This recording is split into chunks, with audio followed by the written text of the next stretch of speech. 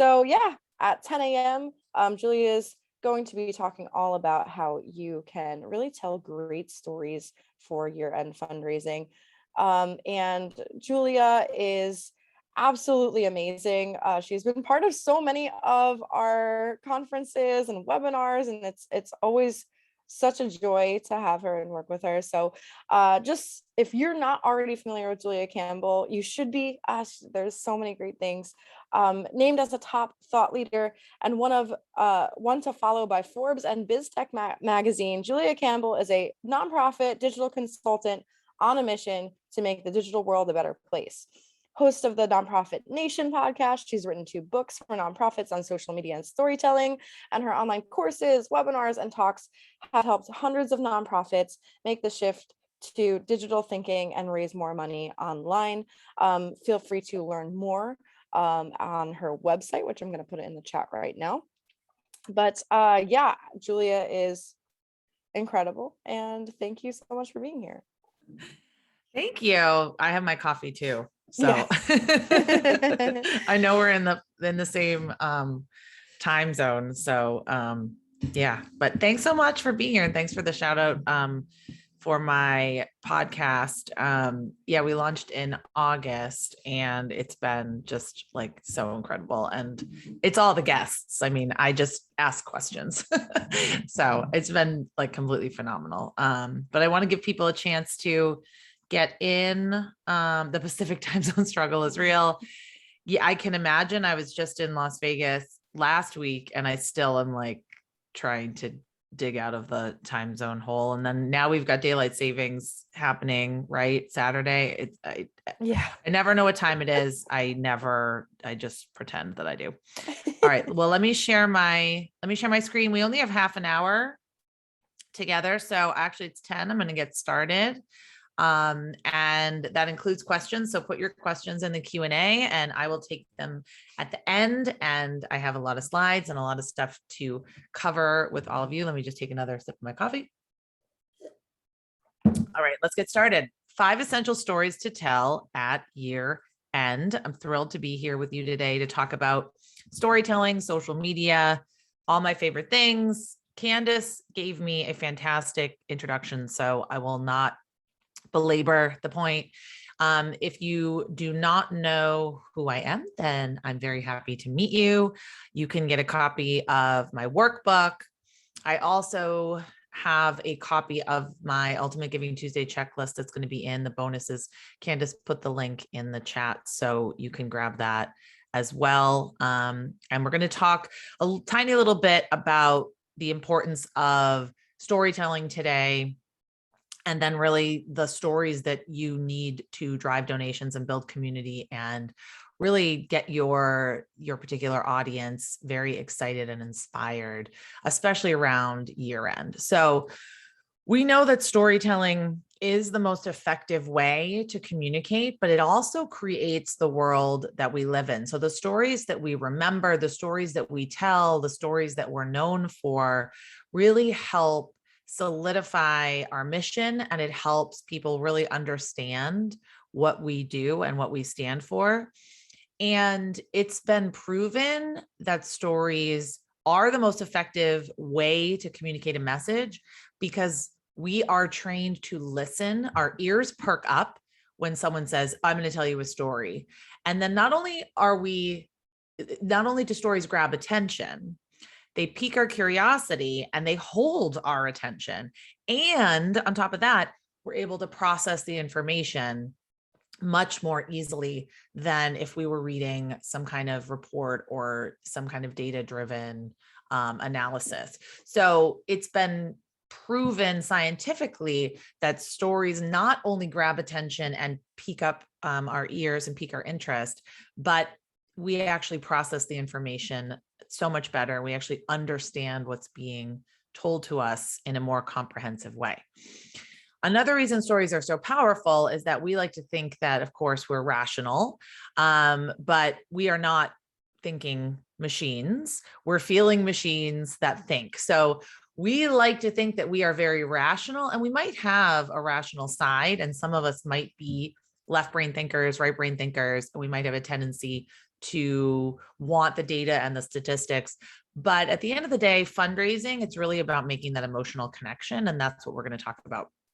And not only that, if we want to reach younger generations, they like stories. They're used to stories. If you think about the ads that are, well, ads when I was younger, were all about a character or a person that you could relate to. And then now that seems to be the trend. If you think about like Flo from Progressive, what's that guy? Now I'm remembering his name. He's really cute and he's from another insurance company, from Allstate. I don't know, but we are trending towards really wanting to relate to a person, and it's actually translating into our ads that we're watching.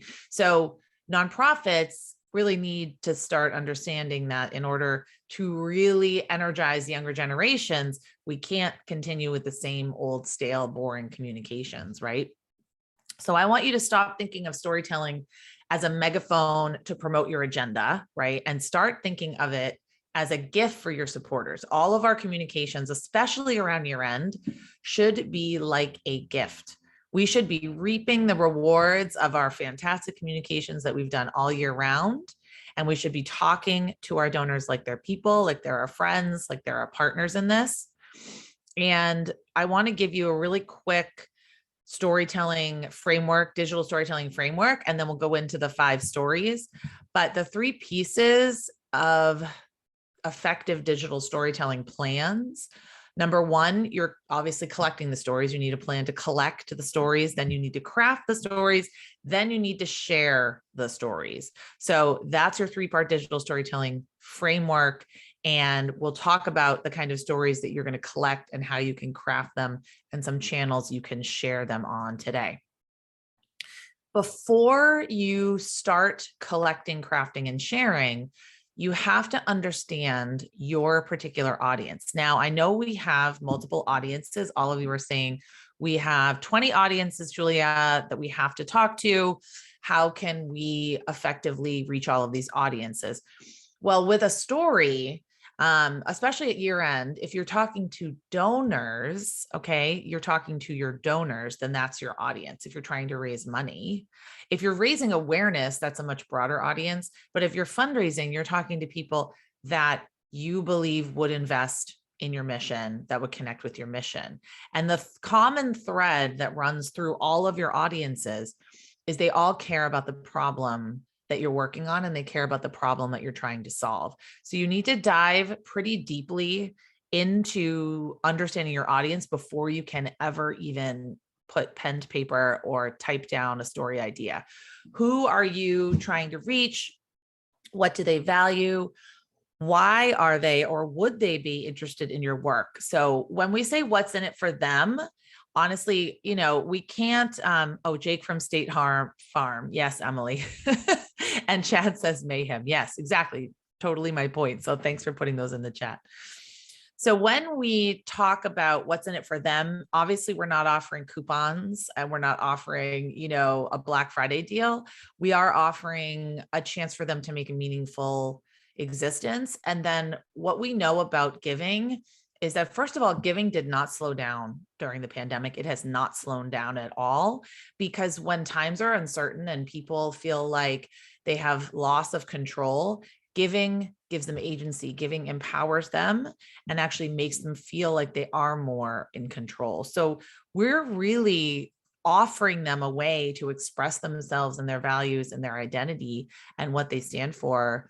If you think about it, we really are helping them. I mean, we have to start thinking about it that way and stop apologizing for asking for money, because when done correctly, I love giving. I give every month. I'm a monthly giver because I can't remember. Everything in my life is a subscription, Netflix, everything. So I just like to set it and forget it. But then when I get the reminder, or I see something on social media, or I see an email, I think that just makes me feel really good. And that's the feeling. That's what's in it for me, right? So think about their motivations.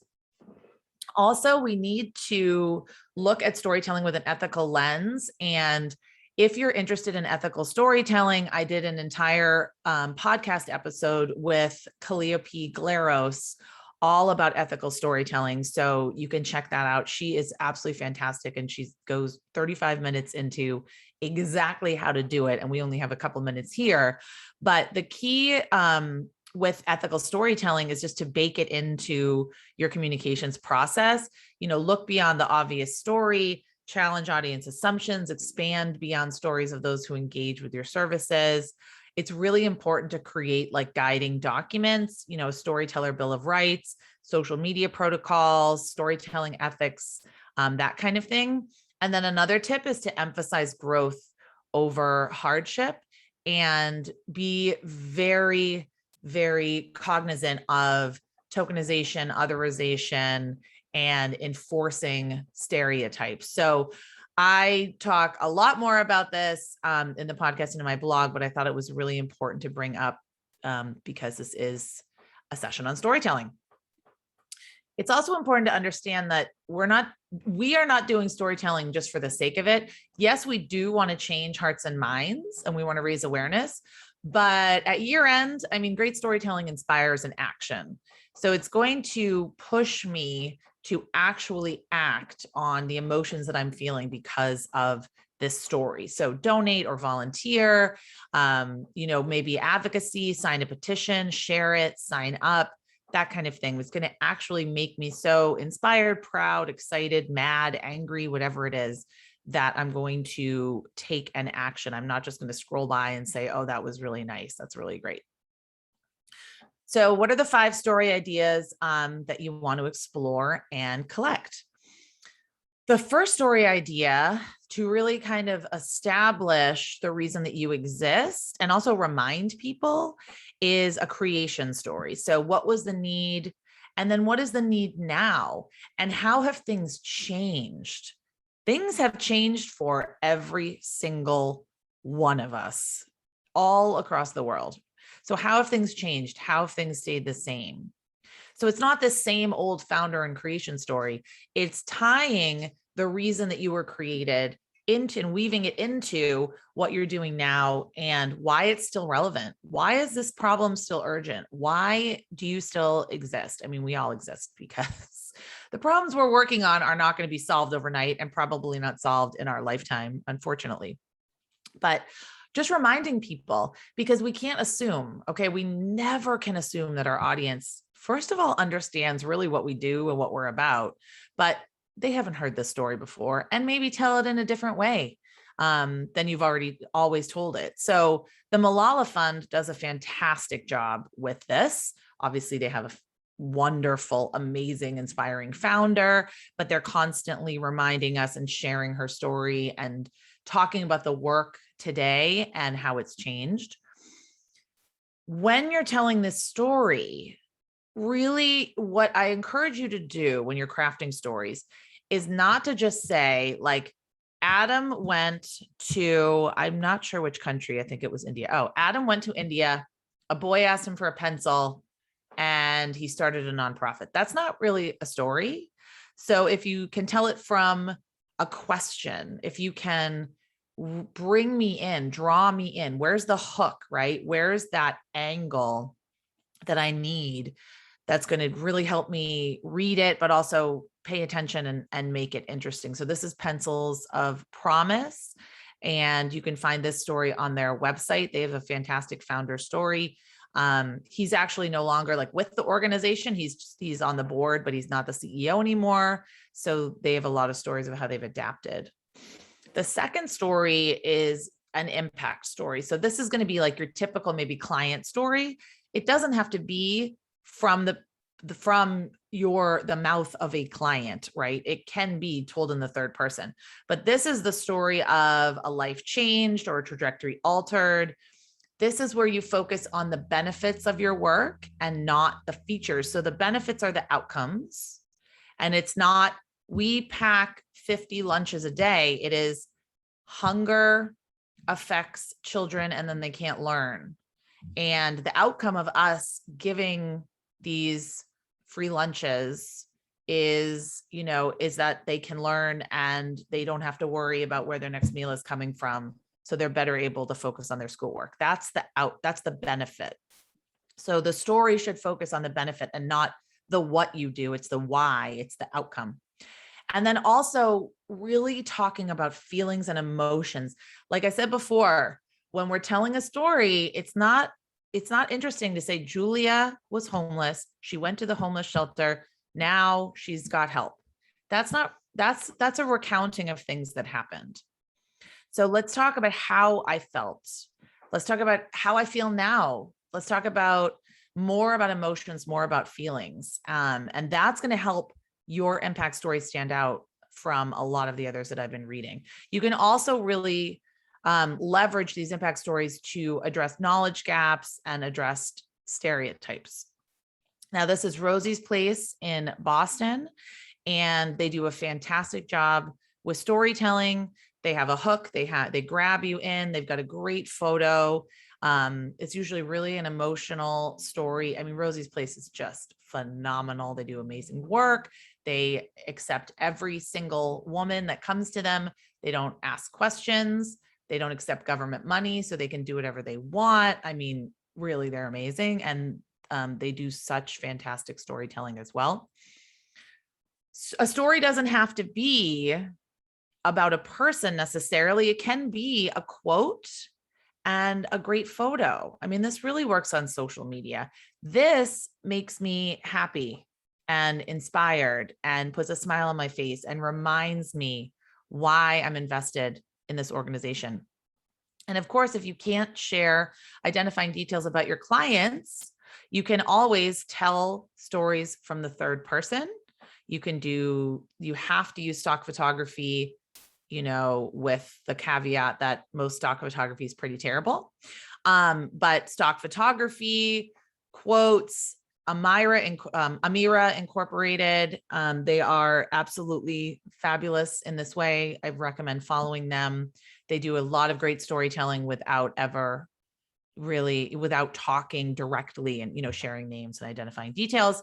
Same with Plumber Youth Promise. They're a foster care agency. They share a lot of photos like this that are still evocative, and then they tell a great story to go along with it. So if you have confidentiality issues, there are ways to do creative storytelling. There are ways to do it online. Third type of story, insider story.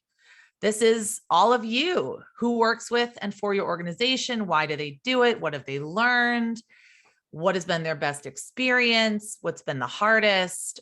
This is where you're going to get the behind the scenes insight that's really going to help humanize your brand and kind of really draw people in and make them understand how you work and who works there. This is Macmillan Cancer Support. When they did their That's My Dad fundraising campaign, they encouraged their staff members to participate, kind of breaks the ice and shows people exactly what they want to do. But then it also really humanizes the organization and shows people that, we walk the walk. We're not just working here. We actually are experiencing this. I love this quote because it talks really about emotion and feeling. It's not what GJ does, it's why. It's why they do it, right? It is definitely not about, I do data entry. I don't know what GJ actually does, but it is about the why and the feeling and the emotion. And then establishing credibility. This really helps you establish credibility a lot of the time. I mean, look at this. Leon Winston, he was a client and now he's a COO and housing director. And that just goes to show the power of the organization, but also that they really are credible, right? That they have this credibility, that they walk the walk. And then showcasing interns, showcasing the young people that work for you, showcasing all ages.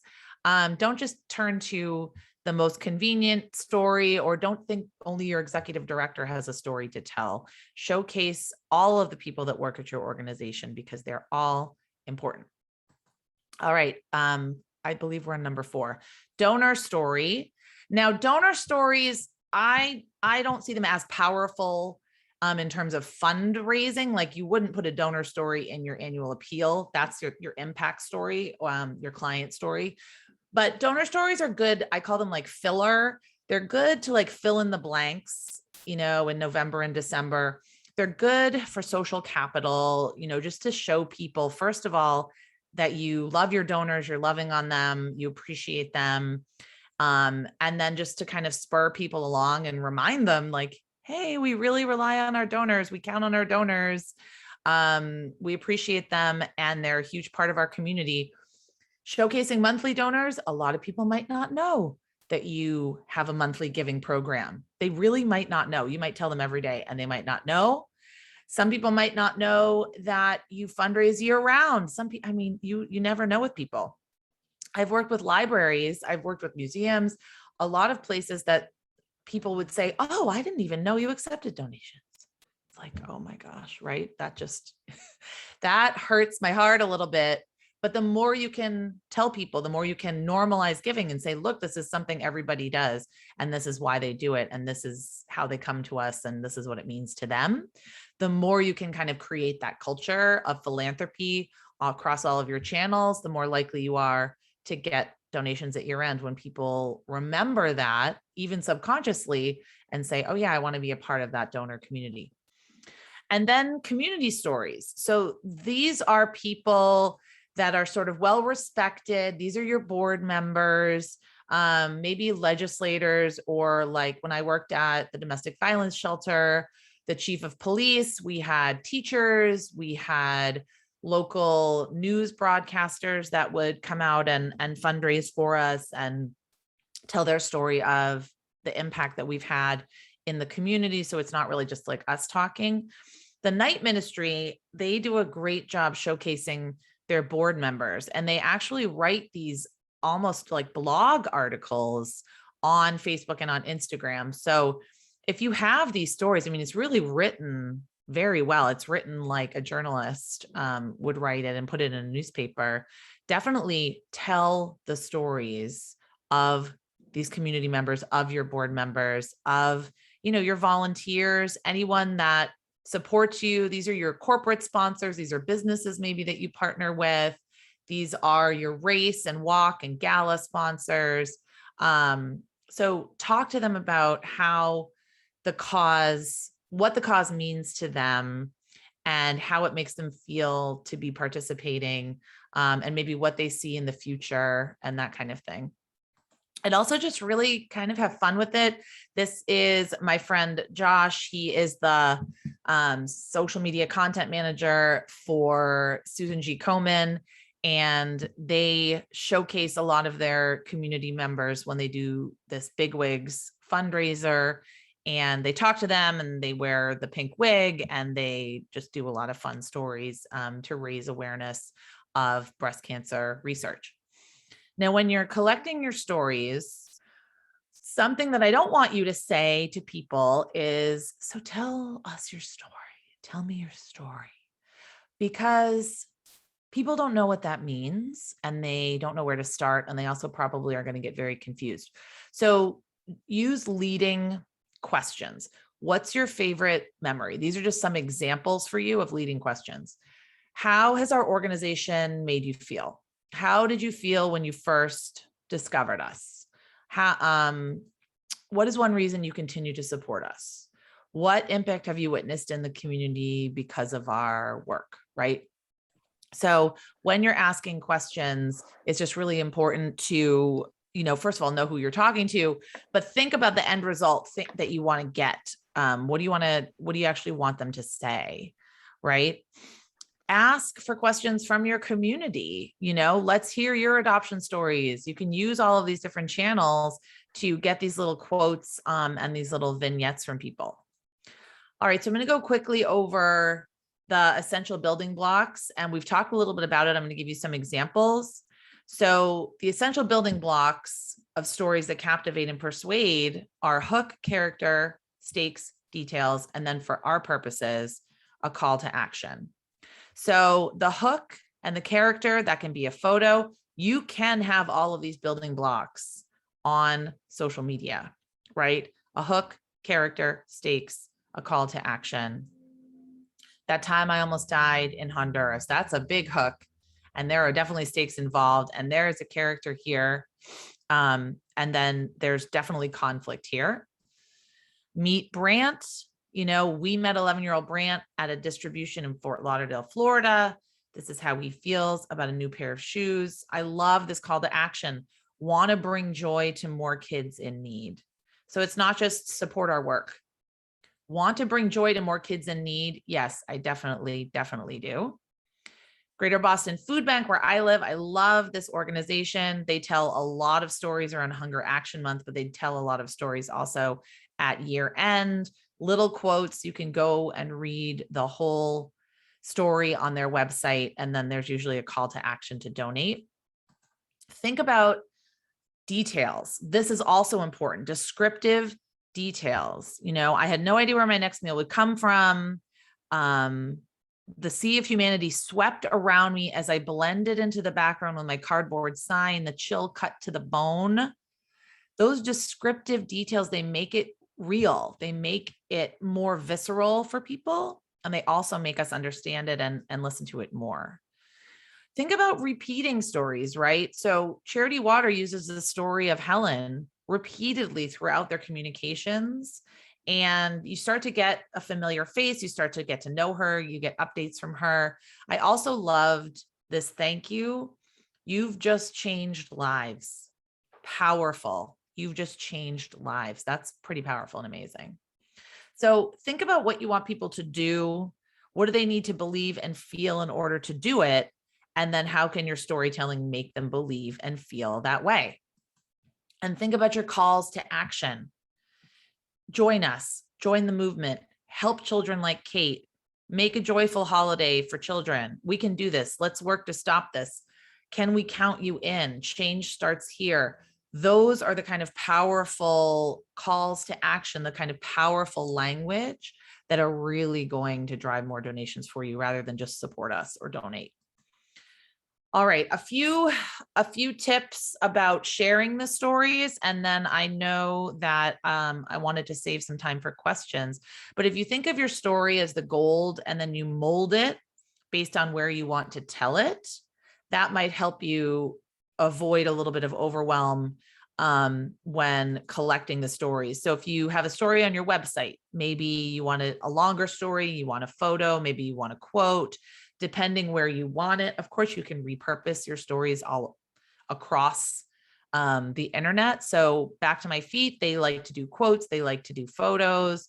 Same with Pine Street Inn. This is Pine Street Inn in Boston.